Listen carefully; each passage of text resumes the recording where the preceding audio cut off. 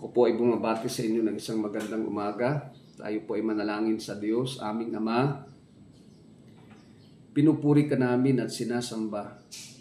Ikaw na lagi pong nagpapala sa amin sa lahat ng aspeto ng buhay, sa lahat ng amin pong pangangailangan. Kaya naman ang amin pong hiling ay ang pagsama mo, ang pagyakap mo, ang karunungan mo ay patuloy naming maranasan. Nang sa gayon, lahat ng aming gagawin ay maging kalugod-lugod sa iyo at mabigyan ka po namin ng kaluwalhatian sa pangalan ni Jesus. Amen.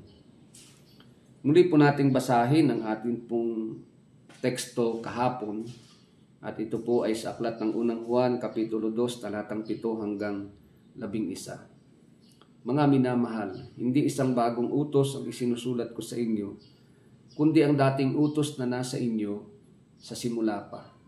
Ito'y ang mensaheng narinig na ninyo, ngunit maituturing na isang bagong utos ang isinusulat ko sa inyo, sapagkat napapawi na ang kadiliman at lumiliwanag na ang tunay na ilaw. Ang katotohanan nito'y nasaksihan sa buhay ni Kristo at nakikita rin naman sa inyo. Ang nagsasabing siya'y nasa liwanag, ngunit napupuot sa kanyang kapatid ay nasa kadiliman pa. Ang umiibig sa kanyang kapatid ay nananatili sa liwanag, at hindi siya magiging sanhi ng pagkakasala ng iba. Ngunit ang napupuot sa kanyang kapatid ay nasa kadiliman pa.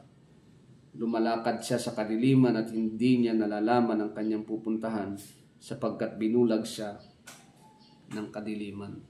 Mga kapatid, ang salita ng Diyos. Ipagpapatuloy po natin ang pagtalakay sa ikalawang hadlang sa ating pong pakikipag-fellowship sa Diyos.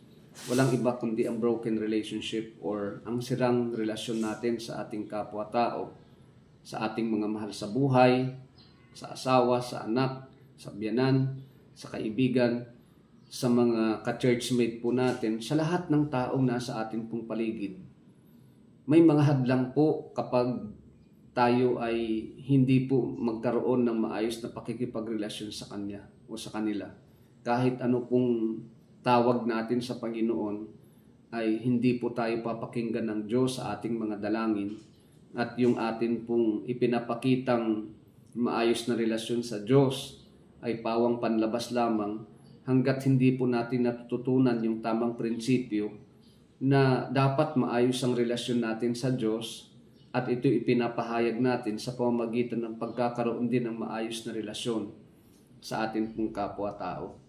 Kaya makikita po natin ang isa sa magmo-motivate po sa atin ng pag-ibig sa ating kapwa-tao walang iba kundi yung utos ng Panginoon na noon pa mang una, dati-dati pa po ay ibinahagi na sa atin ng Panginoon ito. Simula sa bagong tipan, nandoon na po sa pasimula ang utos na ito ng Panginoon. At hindi lamang po iyon.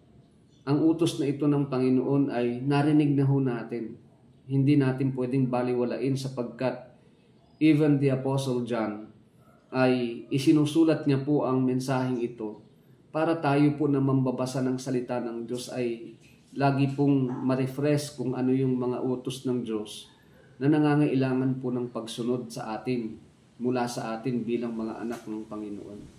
Kaya masasabi rin po itong isang bagong utos in a way na sinasabi po ng Biblia na napapawi na po kasi yung kadiliman at lumiliwanag na ang tunay na ilaw. Nabanggit ko po kahapon na ang Biblia po dati-dati hindi naman po siya ganun kalinaw from the Old Testament times. But here comes the New Testament Bible na nagbigay ng mas lalong malinaw na mensahe sa atin patungkol po sa Diyos. At dahil mas lalo po siyang lumilinaw, mas lalong nalalantad po sa atin kung ano ang mga bagay na dapat nating sundin ayon po sa kalooban ng Panginoon. Kasi kaya lang naman po maraming tao ang hindi nakakaunawa ng salita ng Diyos sapagkat blur po yung kanilang understanding or they are being blinded by Satan himself para po hindi ho nila maintindihan kung ano ang tunay na mensahe or hatid ng salita po ng Panginoon. Kaya sabi po ng Biblia, napapawi na ang kadiliman at lumiliwanag na ang tunay na ilaw. Matagal na pong ibinigay ng Panginoon ang kanyang sarili sa krus ng Kalbaryo. Matagal na po siyang nabuhay mula sa mga patay. Matagal na po siyang nanaog dito sa lupa at namuhay na isang ordinaryong tao. Kaya makikita ho natin na dumating na po ang tunay na ilaw. At dahil dumating na po siya, dapat tayong mga Kristiyano po ay talagang maliwanag din ang ating pong buhay at ang ating pamumuhay kapag sinasabi nating tayo'y Kristiyano. Lalo na po yung ating pakikipagrelasyon sa ating kapwa-tao. Dapat po naglulumiwanag ito mga kapatid. Alam niyo po kung bakit? Kasi sabi po ng Biblia, yung katotohanan ito ay nakita namin kay Kristo. Hindi lamang dahil napapawi na ang dilim at lumiliwanag na ang tunay na ilaw, kundi ang katotohanan ito'y nasaksihan po kay Kristo. Ano pong ibig sabihin? Kung titingnan ho natin yung pamumuhay ng Panginoon, talagang iniwan niya po ang langit. Siya na banal na Diyos, siya Diyos na punong-puno ng kaliwanagan. Siya na Diyos ng punong-puno ng kabanalan ay nanaog po dito sa lupa upang yakapin ang mga taong katulad mo at katulad ko na hindi naman deserve yung pag-ibig ng Panginoon, pero ipinadama niya po sa atin ang walang kaparis na pagmamahal by laying down His life for you and for me, for His friends. No? Isipin mo, ibinilang tayong mga kaibigan ng Panginoon kahit tayo po ay hindi naman karapat-dapat na tumanggap ng kanyang biyaya. No? At hindi lamang po iyon, tingnan niyo po yung kanyang earthly ministry. Kung sino yung mga taong pinandidirihan ng mga elite people during His earthly ministry. Take for example, the scribes, the Pharisees, the Sadducees, no? Pinandidirihan ng mga taong ito yung mga hintil, yung mga itinuturing nilang makasalanan. But look at the ministry of Jesus Christ. Tiningnan niya po ang mga taong ito hindi bilang marurumi, hindi bilang mga taong pinandidirihan, kundi mga taong karapat-dapat makadama ng pag-ibig ng Panginoon. Kaya ni-reach out niya po ang mga taong makasalanan, ni-reach out niya po yung mga tao na ibinibilang ng mga tagapagturo ng kautusan na hindi dapat magmana ng biyaya ng Panginoon, ngunit nagawa po ng Diyos yung hindi nagawa ng mga taong matatalino. Mga minamahal na kapatid sa Panginoon, nakita ho natin ito sa buhay ng Panginoong Jesus. He is our perfect example when it comes to loving our neighbors. Siya po yung dapat ma-emulate or i-emulate natin pagdating po sa perfect na kahulugan or perfect na pagsasabuhay po ng tamang pakikitungo sa ating kapwa-tao. At makikita ho natin, sabi po ni Apostle John, hindi lamang natin nakita ito, yung katotohanan ito kay Kristo, kundi sa buhay din ng mga tunay na sumasampalataya sa Diyos. Sino po itong mga tunay na sumasampalataya sa Diyos? Yung mga Kristiyano pong pumupunta ng church every Sunday, na hindi lamang po tagapakinig ng salita ng Diyos, hindi lamang po sila mga Kristiyano na umuunawa ng salita ng Diyos, but mostly, sila po yung mga Kristiyano na talagang nagsasabuhay ng salita ng Diyos na kanilang napapakinggan at nauunawaan. Sila po yung mga tunay na Kristiyano, mga kapatid, na kaya rin nilang pakitunguhan ng maayos yung gumawa sa kanila ng masama, yung nandamang po sa kanila, yung umuusig sa kanila. Mga kapatid, ito po yung mga palatandaan na tayo po'y tunay na Kristiyano, mga kapatid, na talagang nagagawa nating pakitunguhan ng maayos, even yung mga tao po na kung sa natural na kalalagayan po natin ay talagang susumpain din natin pag sinumpa tayo. Pag ginawan tayo ng masama ay gagawan din natin ng masama. Kung baga sa sinasabi po ng Biblia, ngipin sa ngipin ang labanan. Pero na iba po ang atin pong perspective sa buhay. When the Word of God came to your life and to my life. Dumating po ang salita ng Diyos at nung dumating ang salita ng Diyos, nabago ang atin pong pagkaunawa. Ngayon, naiintindihan na natin na kaya pala ganon ang mga tao sa paligid natin na walang pakundangan sa paggawa ng masama ay dahil po hindi nila naiintindihan at wala pa ang Panginoong Hesus sa kanilang buhay. Now, matinding challenge dito mga kapatid. What about those people or those brothers and sisters who are confessing that they're true Christians, no? Na sila po'y tunay na Kristiyano, na sila po'y nagsisimba tuwing araw ng linggo, and yet, meron po silang hindi tunay na pagbabahagi or pagpapahayag po ng mensahe ng salita ng Diyos. Bakit ko po nasabi? Sapagkat may mga dumadalo po ng church hanggang ngayon, may galit, may puot, may hinanakit, may hindi pagpapatawad, meron pong pamimili, lahat po ng mga ugali minsan na hindi maganda ay naroroon pa rin po sa mga taong nagsisimba. Ang babait po pag araw ng linggo, no? Parang santo at santita pag nasa loob po ng church. Pero paglabas po ng simbahan, pag nasa bahay na, mga maldita at maldito naman ang pag-uugali. Bakit po ganun mga kapatid? Sapagkat kulang talaga tayo sa pagpapahayag ng mga bagay o ng salita ng Diyos na atin pong napapakinggan. Kaya sabi po ni Apostle John sa verse 9 ng chapter 2 ng 1 John, sabi niya, ang nagsasabing siya'y nasa liwanag, ngunit napupuot sa kanyang kapatid ay nasa kadiliman pa. Tingnan niyo po itong mga katotohanan na ito mga kapatid. Kung sinasabi nating nasa liwanag na tayo, ibig sabihin po na kay Kristo na tayo, nasa atin ang mga salita ng Diyos. Pagkatapos napupuot naman tayo sa kapatid natin. Sino man yung kapatid nating ito, kapatid mo sa pananampalataya, kapatid mo biologically, kapatid mo sa ibang lugar, mga kapatid natin yan. Ano man pong lahi yan, ano man po ang lingwahe, mga kapatid natin yan, neighbors natin yan. No? Na doble na lamang po ang pagiging magkakapatid natin kung tayo po ay kinatagpo ng Panginoon. Pero ang nakakalungkot po, kapag tayo gumagawa po ng pakikipag-fellowship sa Diyos, ay may puot pa rin, may galit pa rin hanggang ngayon. Sinasabi nating nasa liwanag na tayo. Sinasabi nating Kristiyano na tayo, born again tayo, pero napupuot pa rin tayo. Ano po ang sabi ni John?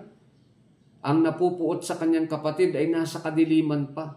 Hindi po nagsisinungaling ang salita ng Diyos. Ito po yung salamin ng atin pong buhay.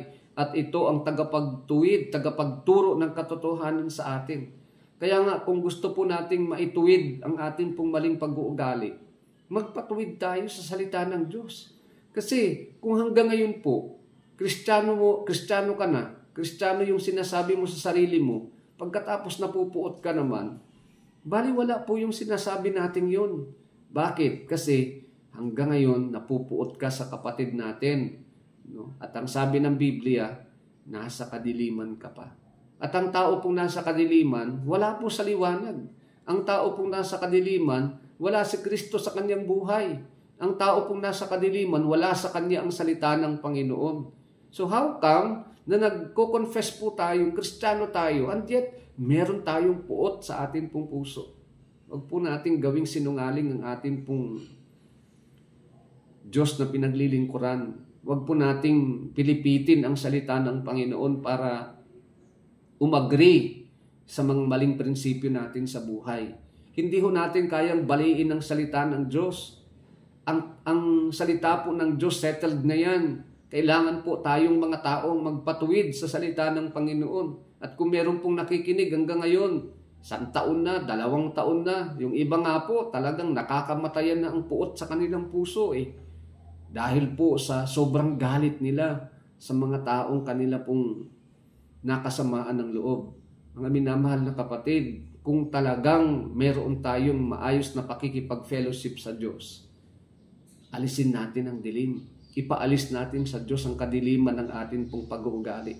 Isuko natin sa Panginoon ang lahat ng puot natin. Kasi hindi po maisasantabi ang maliwanag na katotohanan na kapag tayo po ay nagsasabing nasa liwanag tayo, ngunit napupuot naman tayo sa sino mang mga kapatid natin, nasa kadiliman pa tayo. Ngunit ito naman po ang sinasabi ni Apostle John, ang umiibig sa kanyang kapatid ay nananatili sa liwanag. Tingnan niyo po yun, Kung gusto po nating manatili ang liwanag na ito mula sa Diyos, kung gusto po nating maging makabuluhan yung sinasabi nating Kristiyano tayo, born again tayo, sumasamba tayo sa isang tunay na Diyos, tunay yung pakikipagrelasyon natin sa Panginoon, tunay at wagas yung ating pakikipag-fellowship sa Diyos. Kapatid, umibig tayo sa atin pong mga kapatid. Paano ho natin maiibig ang ating mga kapatid ng totoo?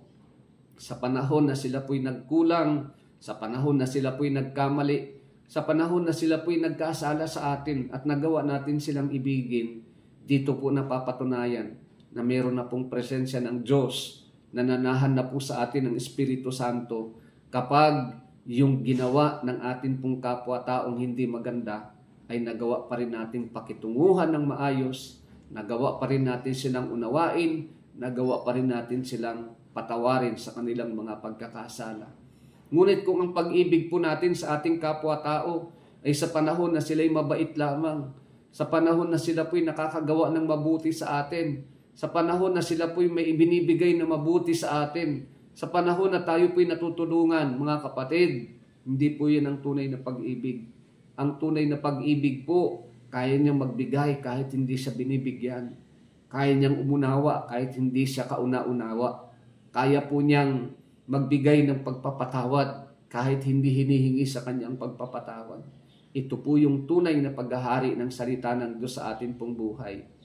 Kung yung mga bagay na imposible at mahirap gawin para sa atin ay nagagawa na po natin, it's not because of our own intellect and abilities, but of course, it's the grace of God that is in you and that is in me, which enable us to forgive somebody or anybody na talagang nakakagawa po sa atin ng kasamaan or ng bigat ng kalooban.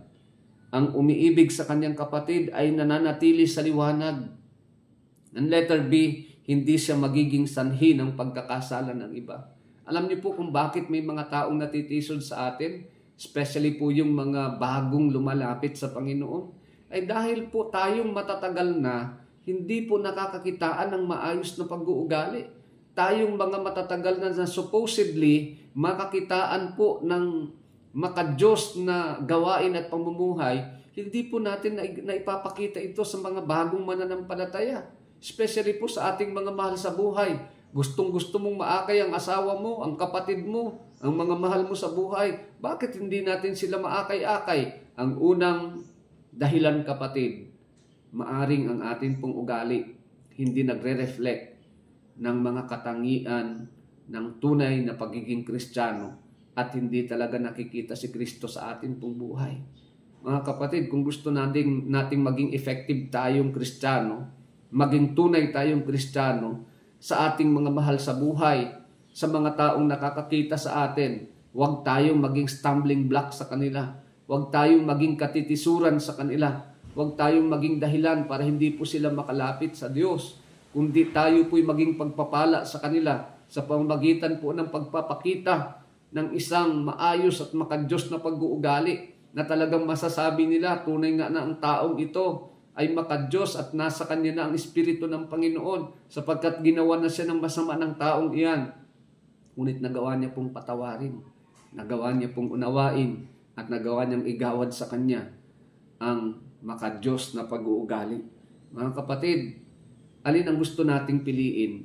Yung Kristiyano ka, yung sinasabi mong nasa liwanag ka, pagkatapos napupuot ka sa kapatid mo, ang sabi ng Biblia, nananatili ka pa sa kadiliman, nasa kadiliman ka pa, o yung kalalagayan na ikaw ay isang Kristiyanong totoo na umiibig sa kapatid mo, na kapag ikaw ay umiibig sa ating mga kapatid, sabi po ni Apostle John, nananatili sa atin ang liwanag at hindi siya magiging sanhi ng pagkakasala ng iba.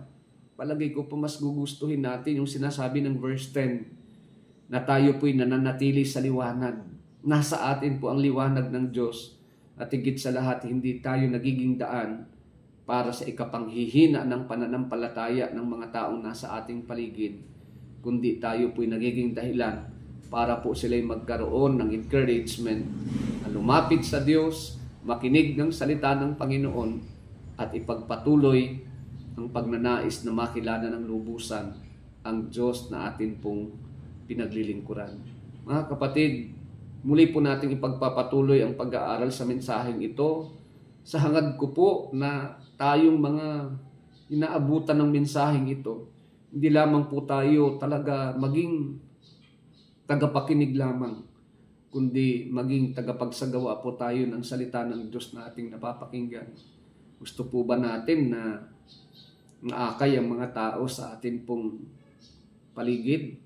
Pinaka-the best po, ipadama natin ang tunay na pag-ibig na nanggagaling sa Diyos. Tandaan niyo po, sino ka man, ano man po ang kalalagayan ninyo, marahil hindi ko po kayo nakikita or nakikilala ng lubusan, pero kapag kayo po'y nakikinig sa mensaheng ito, mahal ko po kayong lahat. Magmahalan tayo, mabuhay tayo sa ilalim ng pag-ibig ng Panginoon, sapagkat ang umiibig na taglay ang pag-ibig ng Diyos, hindi gumagawa ng masama sa kanyang kapwa. Pagpalain po tayong lahat ng ating Panginoong Diyos. Paki-like na lang po, paki-share po ang video upang marami po ang makapakinig ng salita ng Diyos. God bless us all.